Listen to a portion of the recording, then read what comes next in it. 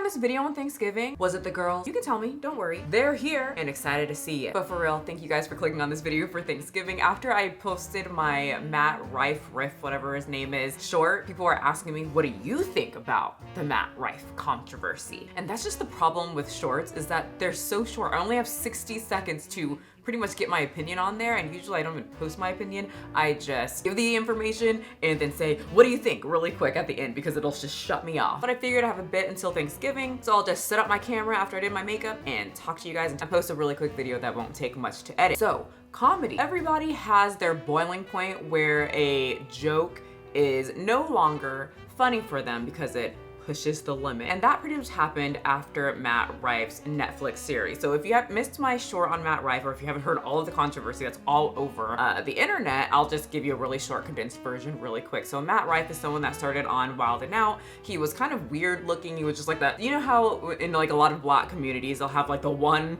weird white dude in the mix, just, you know, throw him in there. That was Matt Rife. He was kind of weird, goofy. I used to watch Wild 'N Out all the time. I never even noticed him. I didn't know, I just remember him being the guy that touched Zendaya's face. Spit that water out so I can get your number, please. How dare you? No, I didn't really focus too much on that. But when he did it, I was like, how dare you, sir? I don't know where the hell your hands have been. But that's pretty much how I knew him. And then over the years, he really worked on his physical appearance and made himself very good looking, fixed his jawline. There's like plastic surgery rumors. He started working out, got super buff, fixed those teeth, and bam, he took to TikTok and he blew up with mostly women. And it seemed like a lot of the women were just thirsting after him because of his physical appearance, which means body positive movement. We are still in the days of age where looks get you pretty far. So like I said, he has a really big female audience, especially on TikTok. And you know what TikTok is? TikTok is the land of really PC culture. So there's a lot of self-righteous people on TikTok who like to really nitpick every tiny little thing, and you know what that means?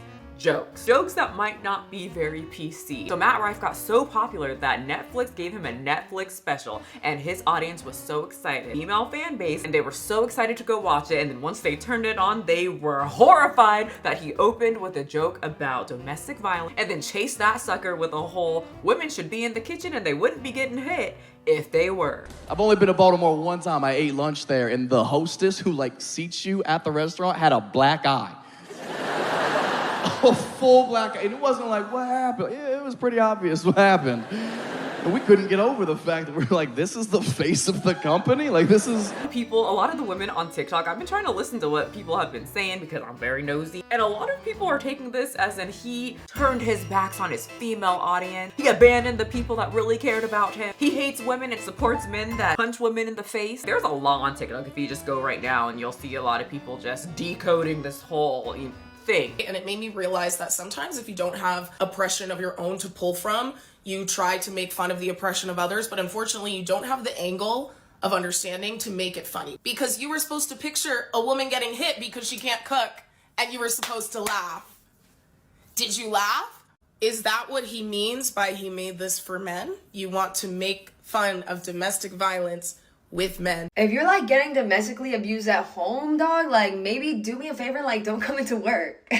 Don't come into work, because it's like I'm not trying to come in and see some girl with a black eye. To make his audience more so not just all women, but get some guys in there. So apparently he thought DV jokes would do that. And as a result, now women and men don't find him funny. Let's try to be cool for a second, because I gotta say this. If I don't say it, nobody's gonna say it. You know what I'm saying? But listen, some of y'all don't deserve a crop top. That's all. And so a lot of people were asking what I think about his jokes, what I think about Matt Rife, etc., etc. So I figured I'll just rant about it, because by the time I get to it and if I make a whole deep dive, y'all will be over it and on to the next thing that pisses you off. So in the spirit of Thanksgiving, let's be thankful that I'm doing it today. Okay, so one, do I watch Matt Rife? I don't know much about him. Like I said, he was that guy on Wild 'N Out that I didn't even know that was Matt Rife. I don't even know if I'm saying his name right. Is it Matt Rife, I don't know. Have seen him on TikTok because like I said, he blew up, and so it was just trying to get force fed to me. And I saw a few things that I thought, wow, this guy's funny, and damn, he is a really attractive comedian. Like I don't normally see attractive comedians. Jawline, like his lips, like everything just looks symmetrical. He's got really pretty eyes. At first when I saw him, I didn't even know what the fuck he was talking about. I was like, this is a nice looking man doing stand-up comedy. and he's fit. Honey, is that a thing? Yes, it is. There's things that I saw that I was like, oh, I would chuckle out of it, and some things that I just be like this. So for the people who are asking me, do I find him funny? There's times that I find him funny, there's times that I don't find him funny. I'm not much of a stand-up comedian shit. Even the best comedians can't have me laughing for their whole set. But that's kind of something that you have to understand about comedy, is that not every joke is going to land with every single person ever. All in all, I think that he got very popular because he got popular on TikTok because of his looks, because women really thirsted after him, and he ran with it. Netflix saw it, and now he has a Netflix special. I think he's going to be just fine, and I don't know who's I don't really understand who's canceling him. On TikTok, it makes it seem that he's like, they're gonna pull his special, they're going to like take him off the TikTok, they are going to just get rid of Matt Rife, but I don't know if it's just a bunch of people on TikTok who are complaining and the rest of the world doesn't really care, because people who go watch like comedy, stand-up comedy for one, that's kind of what it is. That's what comedians do. They offend people. They say jokes that other people won't say. And it's interesting because I think Matt Rife wanted to get canceled by these certain types of people. I am having to weed through those and find the real comedy fans, because that's what I've been working so hard for the past 12 years, you know? Right. How do you do that? Like, you just... He gets SEXUALLY.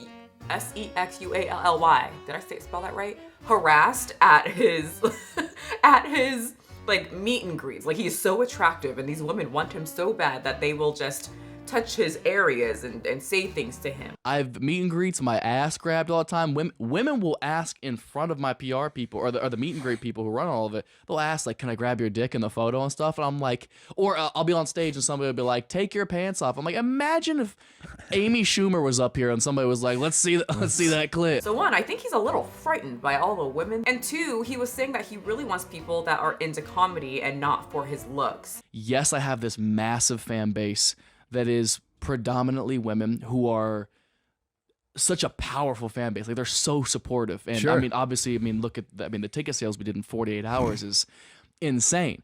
But then I have to sort through all of those fans to find, okay, who are the real comedy fans? Who's Right. actually here because they believe I'm a funny comedian. So that's why I think he purposely just started out with his joke. Like, he knew once the cameras revealed him, he was sitting there waiting to say that joke. People were asking what I thought about the joke. That's that one joke that is going viral all over TikTok. I personally didn't find it very funny. When I heard it, I was like, okay, that's what he said. I'm guessing he's trying to gain a percentage of followers that are like 60 and can't cook and believe women should be in the kitchen cooking for them. It seemed, it wasn't very clever. It wasn't something that I was like, oh shoot, that was hilarious. I'm part of this group on Facebook called We All Pretend That We're Boomers, and someone shares a comic of a guy standing, like a cartoon standing on stage, and he's just like kind of quiet.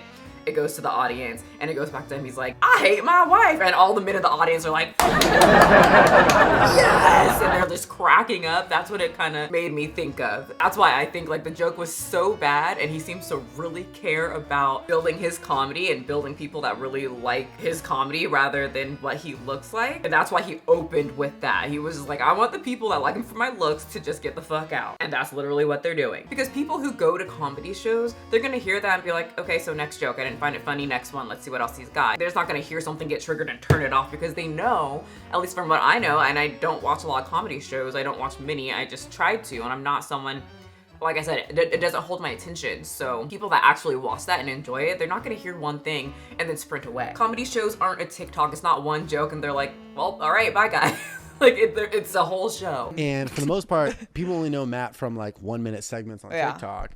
And if And for three being dudes, smoking hot. I also see a lot of people saying that, like, you know, I grew up with dark humor, but this was just too much for me. And I'm like, that was too much for you? Like, you watched South Park, Adam Sandler movies. I mean, South Park for one. You watch South Park and like this is the line that is like, but like, this is what I'm thinking, because like I said, not South Park. Stand-up comedy, it never slaps for me. It's not something that I'm like crying from laughter, and I love to cry from laughter, but it just doesn't hit for me for some reason, and that's why I just don't watch it. And I actually found myself getting offended sometimes during stand-up comedy, just because I'm like, I don't understand, it's not funny to me, like, make me laugh. This isn't funny. So that's what I do, I just turn it off and move it. But some of the stuff that would offend me in stand-up comedy, if you put it into a cartoon, it has me cracking up. So I think it's just something about people standing with a microphone, I'm just kind of like, just not doing anything for this. For example, after this blew up, Matt Rife said, everyone who was offended by my Netflix special, this is my official apology, and he would post the link. And once you clicked on that link, it would take you to a area where you could buy a special needs helmet. And TikTok did not like that. People were very upset. Just called his fan base best, so I ain't gonna lie, that's probably gonna be the last Netflix special we see out of bro. And said like, no, this is the limit. You can't joke about special needs. But in reality, I'm just thinking all these people are saying they have a dark sense of humor and whatnot. But all of these things that Matt Rife joked about has been in like cartoons and everything. And I mean, at least I have been laughing forever. Special needs jokes. Now, who can tell me what famous person wrote the Declaration of Independence? Let's see. Oh, I know. How about the new student, Timmy? Timmy! No, it wasn't you, Timmy. Try again. Timmy, did you not do your homework? Timmy! Adam Sandler. In every movie, he has to be kind of mocking or making fun of a special needs like what he talks. Thanks for the free breakfast, Rocky Balboa style. Like that. Yeah, I personally think he wanted to get rid of this type of fan base. I'm not too sure if, like, personally, if I was him, would I open my joke or open my, you know, stand-up comedy like that? Probably not. It didn't make him look like a good comedian. But it did, because people blew up and got angry, make more people who don't like the snowflake that they're calling type of people, made them like him. Because before this thing blew up, I remember a lot of men not liking Matt Rife because he was attractive. And all the women were like goggling over him. But now that he made a little joke like this, now these men are like super into him, which is very odd. Come on, men, let's be real. It's an old joke. It's not a good joke, not a good opener, but it's a great opener if you want to get canceled by your main fan base. And I'm not one of those people that say, oh, it's just a joke, because there's always just a threshold, right? My just a joke might just trigger somebody else, and someone else's just a joke might be really harm me mentally. So I try to refrain from saying it's just a joke, because maybe it's not just a joke for somebody else.